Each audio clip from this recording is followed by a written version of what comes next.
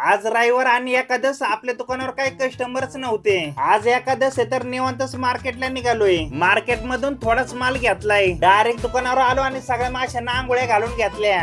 सगळं आवरून घेतलं. फादरचे पण आतली साफसफाई चालू आहे. तर मी येतो माझं आवरून. दुकानावर तर चालू आहे तेवढ्यात पहिले कस्टमर आले, त्यांना दिले आरसे. उनको चाहिए था लंबा पीस करके, ये भैया को देने का था रो पीस मच्छी, भैया को दिया गोल पीस करके. सकाळी आपल्याला काय एवढं ग्राहक नव्हतं तर दुकान लवकरच बंद केलं.